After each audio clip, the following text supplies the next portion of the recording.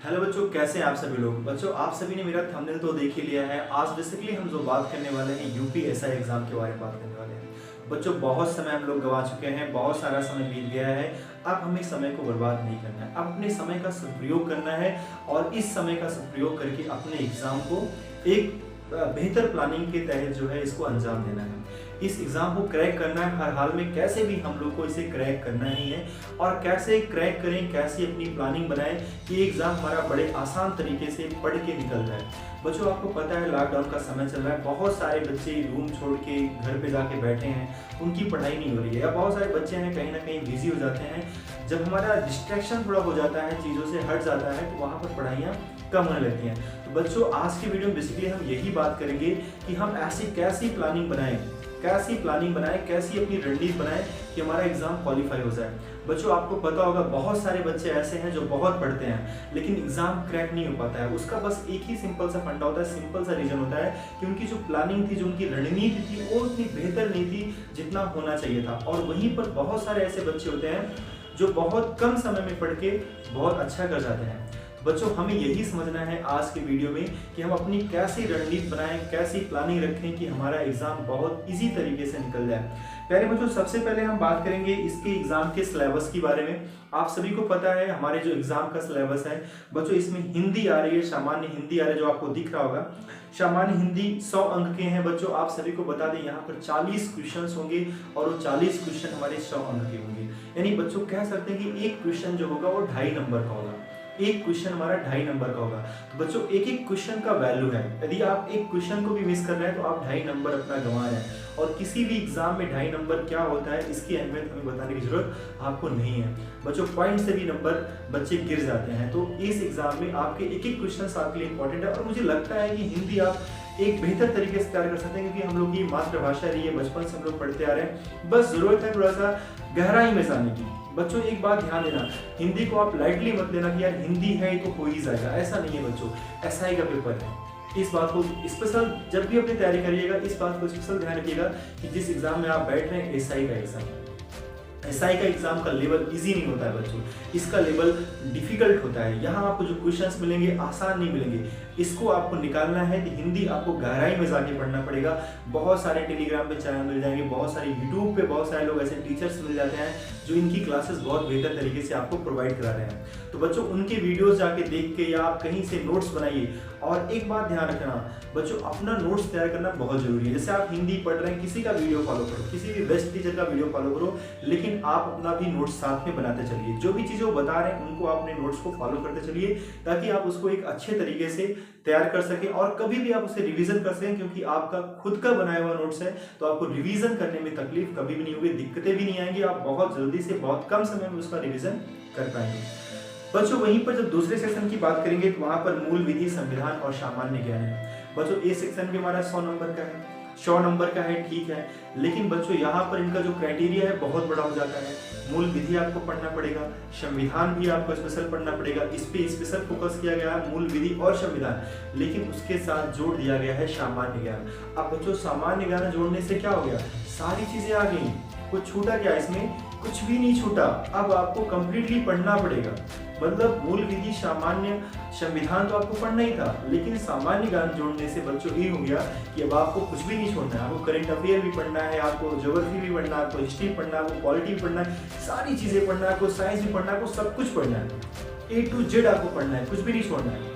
इनके लिए भी बच्चों आप प्रॉपर तरीके से अपना नोट्स तैयार करिए और उस नोट्स को फॉलो करके एक सीक्वेंस में आप चलिए और सारी चीजें आप बेहतर कर पाएंगे। बच्चों, एक बात ध्यान देना कि पर डे पढ़ना है, आपको रेगुलर पढ़ना है। अगर आप किसी भी दिन मिस कर रहे हैं तो वो आपकी बहुत बड़ी गलती है। बहुत सारे बच्चे क्या करते हैं, 2 दिन तो मोटिवेट होकर पढ़ लेते हैं, लेकिन आगे चल के अपना पढ़ाई छोड़ देते हैं, तो वहां पर चीजें दिक्कत ना जाती। इसलिए ऐसा मत करिएगा। जो आप शुरू करिए उसको आप अंजाम दीजिए। क्योंकि बच्चों, अब आपके पास समय नहीं रह गया, मेरे पास समय नहीं रह गया। अब इससे बेहतर मौका हम लोग को नहीं मिल सकता, यही हमारा लास्ट चांस हो सकता है। इस चांस को हम लोग को नहीं गंवाना है, इसमें एक बेहतर प्लानिंग करके चलना है। और आप हमारे साथ जुड़िए, हम आपकी रणनीति हमेशा आपको बताते रहेंगे कैसे किस तरीके से तैयार करना है, और हम भी आपको गाइड करते रहेंगे। बच्चों, चीजें चलती रहेंगी बहुत बेहतर तरीके से।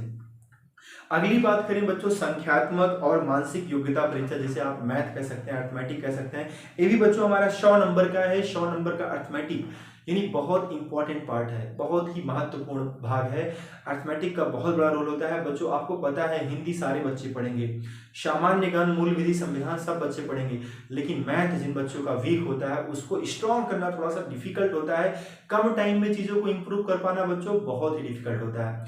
लेकिन बच्चों इसके लिए आपको थोड़ा भी टेंशन नहीं लेना है। आप हमारे चैनल पे बनिए, हम स्पेशल यूपीएसआई के लिए वीडियोस डाल रहे हैं और टू द पॉइंट वीडियो डाल रहे हैं। और मुझे लगता है कि बच्चों जब आप वीडियोस को देखोगे चैनल पे जाके, हमारे इसी चैनल पे, तो आपको वीडियोस के सारे क्वेश्चन समझ में आएंगे। ऐसा कोई भी क्वेश्चन नहीं होगा जो आपको ना समझ में आए, सारे क्वेश्चन समझ में आएंगे, क्योंकि क्वेश्चन ही आपके लेवल के रख रहे हैं और बहुत इजी वे में। और बच्चों आपको बता दें यहाँ पर क्या है, मैथ में सिर्फ अर्थमेटिक ही नहीं आएगा, यहाँ पर मेंसुरेशन भी जोड़ा गया है, 2D 3D सारी चीज जोड़ी गई है। और लास्ट में एक शब्द भी लिखा गया है, विविध, मिसलेनियस। मतलब बच्चों कुछ भी पूछ सकता है, ट्रिग्नोमेट्री भी आ सकती है, ज्योमेट्रिक क्वेश्चन भी आ सकते हैं, कोऑर्डिनेट ज्योमेट्री भी आ सकता है, सब कुछ आ सकता है, कुछ भी नहीं बचेगा। तो बच्चों वहां पर मैं ट्रिग्नोमेट्री की सीरीज चालू किया हूँ, अलजेब्रा की सीरीज चालू किया हूँ, आगे मैं मेंसुरेशन 3D 2D और ज्योमेट्री सबकी सीरीज लाऊंगा।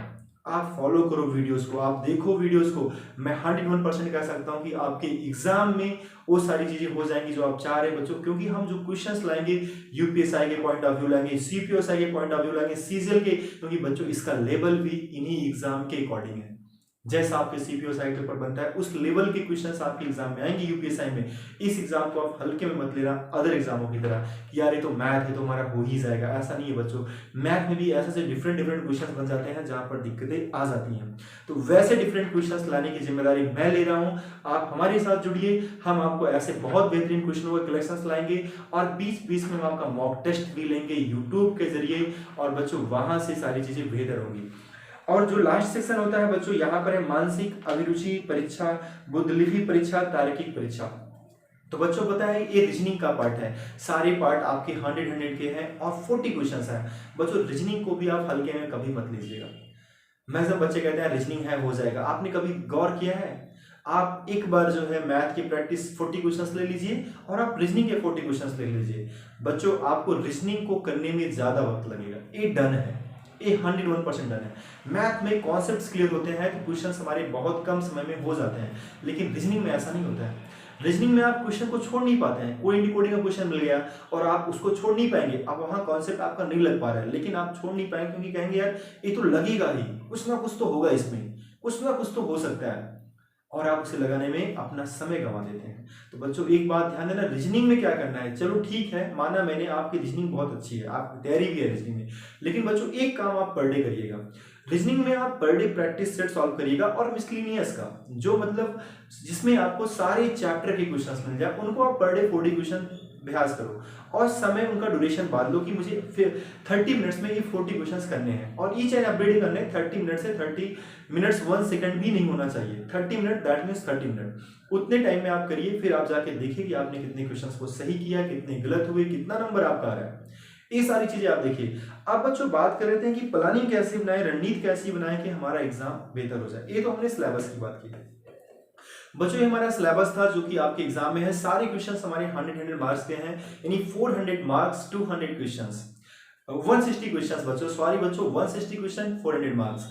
तो 160 क्वेश्चन और 400 मार्क्स बच्चों, इसमें आपको बेहतर करना पड़ेगा। आप इतनी कोशिश करो कि आपके जो भी क्वेश्चंस हो मिनिमम आपके 110 प्लस क्वेश्चंस आपके राइट जाएं, सही जाएं, और हो सकता है चीजें मुश्किल नहीं है। हिंदी के लिए प्लानिंग कैसे बनाएं बच्चों, हिंदी का एक आप प्रॉपर नोट्स बनाओ और किसी भी चैनल को आप फॉलो करो, या आप कहीं कोचिंग कर रहे हैं, कहीं टीचर को फॉलो कर रहे हैं, या कभी आप पढ़े हैं पहले से, या आप किसी बुक को रिकमेंड कर लो जो बुक मार्केट में बेहतर हो, उन बुक को आप रिकमेंड करो और बच्चों वहां से आप पढ़ना शुरू करो, लेकिन अपना नोट्स जरूर बनाओ और इस पे each and every day time से बच्चों, कम से कम मेरा मानना है कि यदि आप एसआई पे फोकस कर रहे हैं तो 4 घंटे 3 घंटे से 4 घंटे पर डे आप पढ़ाई करें। यदि आप 4 घंटे पढ़ाई कर रहे हैं तो मेरा मानना है आपका एग्जाम 101% निकलेगा, कहीं कोई डाउट नहीं आएगी। इसमें क्या करना है बच्चों, आपको 400 आवर्स में आप हाफ आवर्स अपना समय दे दीजिए हिंदी पे, आधे घंटे आपको each and every day videos देखने हैं हिंदी के और उन पे नोट्स तैयार करना है और आधे घंटे उसकी स्टडी करनी है, यानी कंप्लीटली आप 1 घंटे आप हिंदी पे ले लीजिए और वहीं पर मैथ में आप वही चैप्टर पढ़िए जो आपके डाउट्स में बने हुए हैं। मैथ के पर डे आप बच्चों एक चैप्टर तो आप पर डे क्लियर करिए। एक चैप्टर जैसे आपने उठाया, उसको आपने 3 डेज का टाइम लिया कि यार इस चैप्टर को मुझे 3 डेज में फिनिश करना है, तो 3 डेज में उस चैप्टर को आप फिनिश करो।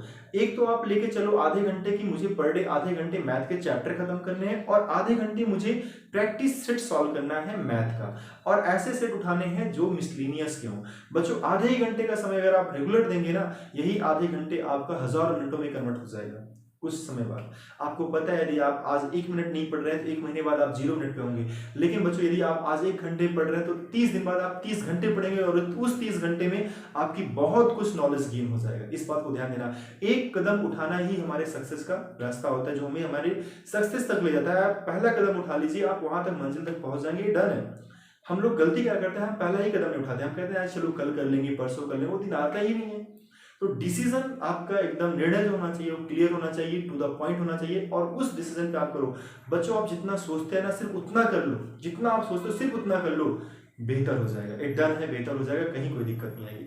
अब क्या करना है बच्चों, तो मैथ में आपको आधे घंटे पर डे आपको एक चैप्टर लगाना है, आधे घंटे की प्रैक्टिस करना है। सेम इसी तरीके से रीजनिंग पे यदि बच्चों आपकी कमांड है, पहले से आपने रीजनिंग अच्छे से पढ़ रखा है, तो ईच एंड एवरी डे आप बस हाफ आवर इस पे आप प्रैक्टिस करिए, सिर्फ आप इनके क्वेश्चंस को प्रैक्टिस करिए, मिसलिनियस की एक्सरसाइज आप सॉल्व करिए। फिर आप बच्चों जीएस पे आ जाइए। जीएस में क्या करना है बच्चों, ईच एंड एवरी डे आप पेपर से अपडेट रहें, न्यूज से अपडेट रहें। आधे घंटे तो आप करंट पे समय दे ही दें, और 1 घंटे में बच्चों अपना नोट्स तैयार करें और जीएस की स्टडी करें। लेकिन मिसलिनियस टाइप में नहीं। जैसे आपने संविधान उठाया तो संविधान की कोशिश ये होनी चाहिए कि मुझे संविधान 1 वीक लगातार पढ़ना और इसे खत्म करना है। जब आप बच्चों से पढ़ते हैं ना, जैसे आज आपने पढ़ना शुरू किया, आपने जो भी आज पढ़ा, 2 पन्ना 3 पन्ना जो भी पढ़ा, कल की क्लास में, कल के डे में आपको उस चीज को फर्स्ट ऑफ ऑल रिवाइज करना है, रिवीजन करना है, और यही चीज आपको 1 वीक तक जारी रखना है। जब आप इसे 1 वीक तक पर डे रिवाइज करेंगे बच्चों, तो वो चीजें आपके दिमाग में बन जाएंगी, कभी नहीं मिस होंगी। तो आपको सिर्फ पढ़ना है, याद नहीं करना है, सिर्फ उनको पढ़ना है, मगर ध्यान से पढ़ना है। ईच एंड एवरी डे संविधान आपने उठाया, 2 पेज आज आपने पढ़ा, वही 2 पेज आपको कल भी पढ़ना है, परसों भी, और इस क्रम को आप 8 दिन तक जारी रखिए। 8 दिन बाद बच्चों क्या होगा, लगभग चीजें उसमें से आपको वैसे ही याद हो जाएंगी, और जो याद होंगी कभी भूलेंगी नहीं। बच्चों रिवीजन बहुत मस्ट है, अगर आप रिवीजन नहीं करेंगे तो चीजें बेहतर नहीं हो पाएंगी, इस बात को ध्यान रखिएगा बच्चों।